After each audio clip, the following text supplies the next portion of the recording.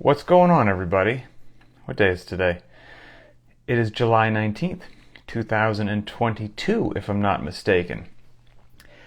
Got a really cool question today that I'm going to address. This question was asked in the Linchpin private Facebook group, and I reached out to the individual that asked it. I thought it'd be a great question to just address in general, give some thoughts on it. He gave the green light. And so here we go. It's just that simple. And by the way, I've got some dread. Yesterday I was supposed to do the 7. That was the workout of the day. And life just had other plans, so I have to bump everything one day this week. I'm going to work out through my rest day on Friday, blah, blah, blah. So I'll work out Tuesday, Wednesday, Thursday, Friday, Saturday this week to make it happen. But today I have to do the 7. Just got to get it done. It's going to be a beast. Got to get it done. All right, here we go. And I will substitute something out for the handstand push-ups. Oh, thank you. Love the shirt. You can get it on Rogue. It's a Linchpin shirt available through Rogue. Rogue's got a bunch of our apparel on there, which is super cool. All right, here we go. This is a question from Ben S. Here we go. Okay. He's asking, he wants some help for his mom, which is really cool, right? So Ben says, his mom is 65 years old and ready to make a lifestyle change. During a recent doctor's visit, her general physician, suggested going on some diabetes medication as an avenue to lose some weight. Her bloods aren't diabetic levels yet, but she is overweight and has a family history. I've set her up with a colleague for nutritional accountability and thought the Linchpin community could help with some exercise accountability. Awesome. Current activity level is household tasks, mowing, gardening, etc. Get some walking time while at work. She does her work's biannual wellness challenges and sees good results, but that's only 14 to 30 days of physical activity every 6 months, so that's not really building any consistency. She lives in an area of town where she doesn't feel comfortable going on walks alone. I visited the 2 affiliates in town and both are competition geared, which is fine, but I wouldn't feel good suggesting it for her. In her younger years, she was what I would consider an elite competitive swimmer and is still in relatively good spirits when it comes to physical activity. She's got nothing in terms of equipment, so I was looking to mail her some stuff. I was going to pick her up maybe a TRX set and some 5-pound dumbbells. What else would somebody of that level need for working out, gear, equipment, etc.? Awesome, awesome, awesome question. I just find these questions are so much more fulfilling than, I don't know, somebody's already deadlifting 405 and they want to get to 4.25, which is super, don't get me wrong, but this is going to be a significant impact to this woman's life. So I've got a couple thoughts on it. Now, hopefully this goes without saying that, every one of these videos, you should consult your physician, make intelligent decisions, do your own research, all of that good personal accountability stuff that isn't very popular in 2022. You should take that on board. But here are just my thoughts and opinions on the subject based upon, what I've seen, what I've experienced, and all that good stuff. So, the first thing that jumped out at me was the general practitioner putting her on meds to lose weight. It's sad and terrifying and utterly and completely believable and realistic and happens all the time. In that same sentence, please know that I'm not blaming the doctor. I'm not blaming the general practitioner. I mean, that's the world that they live in. I know enough physicians and have interacted with enough physicians to hear the same story from them over and over and over again, which is the overwhelming majority of people that walk in with some sort of health issue aren't looking for that general practitioner to give them this super challenging, demanding, turn your life upside down lifestyle change that would actually work and you wouldn't have to take any meds or anything and it would pay off, but it's going to be difficult, it's going to require daily discipline, and nobody wants that big lifestyle change. Sadly, most people are like, oh, I can pop this pill and maybe get there most of the way. Sweet. I don't have to really change my life. Sweet. Don't have to do any hard work? Fantastic. That's the sad landscape that I hear from a tremendous amount of doctors, so many that I have to think that that's probably the case. And so I totally believe that somebody had to lose weight, and so hey, try this pill. I'm very happy to hear that Ben in his message says that he linked his mom up with a colleague on the nutritional front. That's great. So hopefully that colleague, I'm going to assume that they're, capable and competent, and now will actually ideally help get her on a better nutritional path that will make these lasting, long-term serious health effects, and maybe not even have to take those pills. That would be fantastic, but we'll see. All right, back to the majority of his question. Gear, and then just some general fitness things in general for somebody that's in the 65-year-old age range, got some health issues going on, and all that good stuff.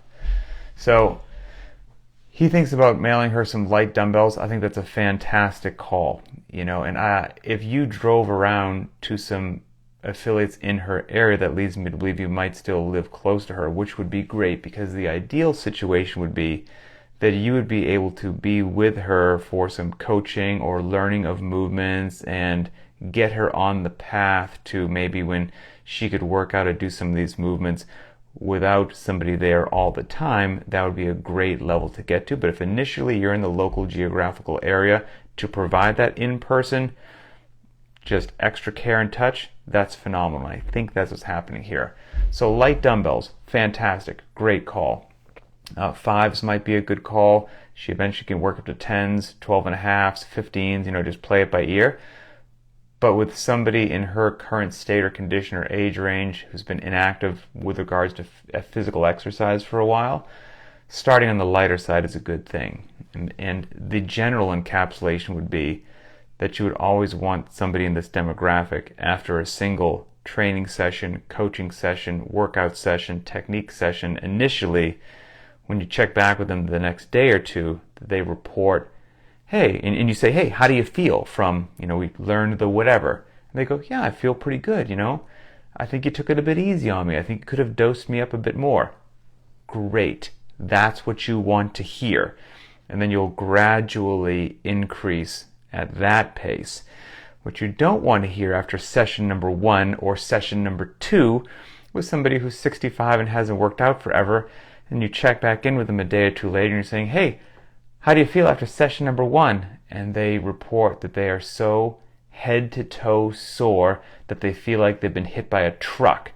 That's not what we're going for, okay? So make some appropriate choices here. So light dumbbells, great. You can do them for all sorts of different lifts. Dumbbells are fantastic. And if she didn't have the TRX band or something to do some sort of a pulling motion, then the dumbbells could also be used for a single arm row, a bent over row, to start to build up some strength and capacity to eventually get towards the movement of doing, what would be a ring row sort of a thing with a TRX band or something else. So that's great. Something else I might consider, and you'd have to work with her to figure out what the right weight would be, but a light medicine ball would also be great. And you could use the light medicine ball similar to what you could with the dumbbells as well, but it would give you another tool and a little bit of variance. Deadlifts, squats, some slam balls, some ground over the shoulder, almost snatching with it or clean and jerking with it, if you will, where the ball goes from the ground to the ball gets locked out overhead. And that's a clean and jerk with a 10-pound medicine ball, and that's fantastic. And trust me, for somebody that's been active for a very long time or doesn't have a lot of exposure to functional movements or any really degree of intensity, even low intensity for a while, something like that at a certain rep range is going to be plenty of work. The TRX bands, I think, are a great idea because you want to be able to have something for her to get some sort of a pull. It's not going to be a pull-up, right? But replicating that's going to be great. So a ring row sort of a thing done with the TRX bands is fantastic. And this is why I'm hoping that maybe you're in the local area, because based upon whatever her capacity is, I wouldn't be comfortable right away explaining that movement to somebody 65 and inactive over the phone or FaceTime or whatnot, and having them lean back over, I don't know, their carpet floor, concrete floor, something like that. unless I knew for full well that they had the strength to execute the movement, understood where to actually put their feet, understood what was too great of an angle or too little of an angle, and had that sweet spot. I'd want to work with them before I did that to make sure they were capable and confident in that sort of a row before I just left them to their own accord on that. That's why being in the local area would be good. Something to step up on would be great, and maybe she has this in her house already. Something obviously stable would be a wonderful thing, and that can be gradually increased in height would also be fantastic. And in the meantime, if she doesn't have that, whatever sort of piece of equipment would fit that bill, the stairs in her house might work just fine, or stairs leading up to her front door, or whatever it is, as long as there's also like a good sturdy railing, so that while we're building some strength and capacity, the hand can be on the railing and the stairs are being used for step ups and things like that. So that would be wonderful. Because a lot of, I don't want to get ahead of myself, but at that age range, a lot of what we're going for is not only building the capacity that is not totally unlike the capacity that all of us are trying to build every day, really, to be honest with you. I'll get there in a second. But the big thing that might be a bit more of a focus down the road there is, as people get older, they tend to not pick their feet up as high when they walk every time, until it almost becomes a shuffle, and it almost becomes like the front of the foot almost kisses the ground, like your foot is leaving the ground the bare minimum needed to actually locomote yourself forward. And so I would also be focusing on lifting up the feet, being able to take a good step, because that reduced height of when people that age walk is also one of the big things that just kind of leads to falls, because since they are kind of shuffling their feet, now it doesn't take a very high obstacle or crack or bump in the road or whatever to catch that front of the foot, and then that person is starting to go down. So we want to prevent that. So fall prevention, balance, things of that nature would be another very big thing to work on. That maybe somebody who's watching this in 35 years old is not something that's occupying a lot of their thought every day. So it's great listening to your message that you gave me there, that she's mowing, gardening, doing activities like that. That's fantastic. And now, this may be an unpopular opinion. I'm sorry if it is, but I also have a rule that I don't want to lie to you. Walking is great. It is. It's better than nothing. That's what I'll say about it. And it's far better than nothing, for sure, but it's not going to save you. And that might be the unpopular thing, because I know for so many people, walking is their activity and walking is going to be great, and I walk for this long every day, and that is super. I'm not trying to take that away. But that walking every day doesn't alleviate or improve some of the big items that I just mentioned a second ago, such as balance, agility issues, the raising of the foot off the ground, the building the strength, or heaven forbid if you do fall, you have the upper body strength to extend your arms to hopefully try to prevent that if you did actually go down. Once you hit the ground, can you get back up, and all of those things, which are just a real part of life at certain decades of your life, and walking's not going to address those. And so while walking is great, it's not going to get us there. And so we need to do some other things as well, which is why it's great Ben's taking an interest in his mom's health, sending her some gear, and going to get personally involved. And walking is not going to keep you out of the nursing home. That's the truth as well. So if you're interested in independent living, interested in having the highest quality of life for as long as possible, we're going to have to do some things in addition to walking at that age. Functional movements to the rescue. Shocking, I know, right? And yes, walking is functional. I mean, it's tough to argue that. But the functional movements we're also adding to that to keep your quality of life high and keep Ben's mom out of the nursing home or living by herself. We're going to have to make sure that she can raise and lower her center of mass, going from a seated to a standing position. That's a squat. So we're going to have to teach her the squat. That doesn't mean we're going to get her into like a powerlifting suit and like belt her up and she's going to be listening to some sort of death metal as she unracks a big bar. Like, no, that's not the squat that we're talking about.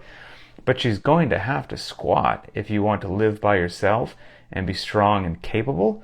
You're going to have to squat. It could just be the unladen air squat. It could be eventually bear hugging that light medicine ball. It could be a goblet squat eventually with that 5-pound dumbbell.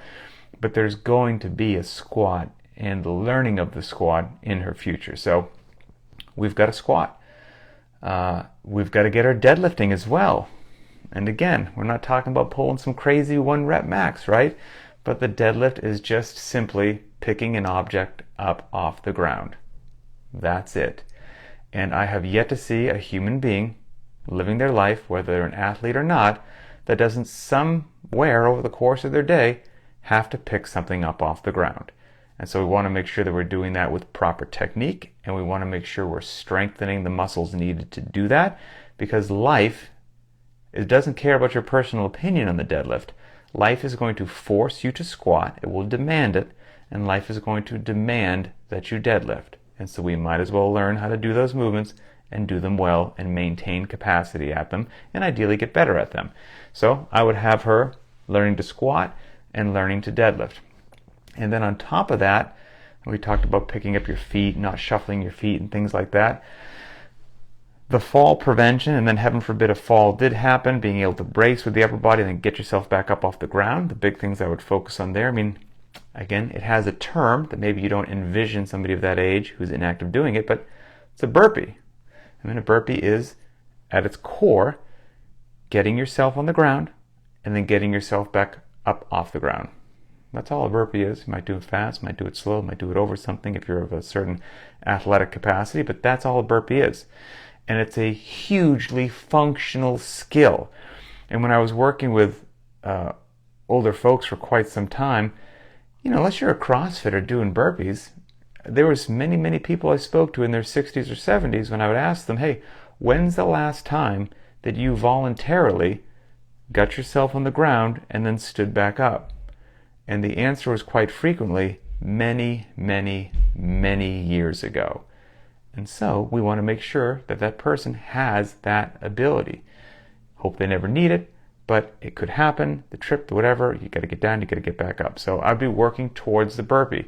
And we'd break it down at first. It might be slight bend over, placing the hand on something for bracing. You get down into one knee to a lunge position. The other hand kind of goes to the ground. You shimmy down to a prone position. You don't have the strength to do a push-up. That's okay. You kind of arch up a little bit. One knee gets brought up. The hand comes back up to grab a railing or something. Get yourself into a lunge position. Your other hand goes onto your knee. So now that you're pulling up on the railing and pressing up off of your knee, you come back to a standing position. That's a burpee for some people. It's totally good to go. It's totally functional, and it will build strength and capacity. And if we keep doing it over and over and over again, there'll be less bracing that's required. And that's a really cool place to get to. So I'd be working on that. I'd be working on squatting. I'd be working on deadlifting. I'd be working on raising those feet, doing step-ups and things of that nature, with the assist as needed. And there's a darn near limitless amount of ways to make all of those things happen together. And then, for the balance and fall prevention as well, the whole coordination, accuracy, agility, and balance component, right? Those neurological components that we've done a lot of talking about in videos, that if you're neglecting complicated movement patterns, you're neglecting the neurological components. And it doesn't take a lot to look down the road to this person that we're looking at right here and see how you're going to need those components, those coordination, accuracy, agility, and balance. Not that Ben's mom needs to walk on her hands and do a squat snatch, but it's sharp, capable, competent, active neurological components that will ideally either prevent the fall from happening, or if one does begin to happen because you tripped, caught your foot, slipped on something, that you have the capacity to recover instead of going down because you kept these skills alive. And again, if we can follow the bouncing ball, that's truly why we say it's not just empty words. At Linchpin and wherever it is you're working out, we're training for life. If you do a local competition, that's cool. I don't really care how you're doing it. If you do whatever it is you do, that's great. I'm literally training for life. happy, healthy, strong knees, back, and shoulders, moving them about a full range of motion in an intelligent, sustainable manner for years and decades so that wherever you are, you're ready. That's what we're going for. And that totally applies to Ben's question here. So some of the other things in addition to the movements that I mentioned, which could be training sessions, could be workouts, it's just things almost like the DUI test, right, for drunk drivers. So, but for somebody 65 years old trying to improve their balance, it's a great drill. You just get a straight line, right? Maybe it's a crack outside in a driveway or sidewalk or something, or just take a chalk, make a straight line. And the goal is, and this will improve with how frequently they do it, just one foot in front of the other, heel to toe, walk, right? Hands out by the side, that's fine, and just walk on that line, heel to toe, heel to toe. And if somebody hasn't done something like that in a while, you might be shocked that 2 or 3 steps and there's a wobble and they, have to shift to the side because they quote unquote fell off the line. And they get back 2 or 3 steps and they fall off the line. And little by little, they'll improve and get more steps and more steps and more steps. Another great drill, which is simple to do, is just have somebody stand on one leg and then with their other leg, locked out at the knee, lift that foot off the ground as high as they can. Arms are out to the side, that's fine. And now they're just standing on one foot. And no need to do anything crazy, just start the watch and see how long can you stand on that one foot before you lose your balance and have to bring that other foot down. And then try with the other one as well. And just try to extend that time. Doing little drills like that for balance, the heel-toe walking and things like that, squatting, deadlifting, working on the burpee, all the other functional movements. And then, like I said, actually getting true nutritional lifestyle changes into somebody's life. Even at 65 years old, if I checked back in with her in 1 year, she'd be like a different human being. An absolutely different human being. It'd be phenomenal. So wherever you are, there's a way to start and there's a way to improve if you just systematically and objectively look at what's going on, look at the individual, look at their capacity, look at their gear, look at their knowledge base, meet them where they are, and then truly assess their needs and give them a roadmap to get where they're going. And it can totally happen. So yeah, that's my quick take on that. So hopefully that benefits everybody. Ben, I think it's fantastic that you're helping your mom out like that. I've got some family members that are very much in need of similar assistance, but they're not asking and they're not receptive to it. So what are you going to do? So it's very cool that your mom is open to it, identifies the need, and that you're going to be there for her. So that's it. Very cool. Keep treating each other well. Enjoy the workout today. I guess if you did the 7s yesterday, then today it's either run a 5K or do a 1-hour ruck march. So enjoy that. And I will be doing the 7s. Have a great day, and we'll talk later.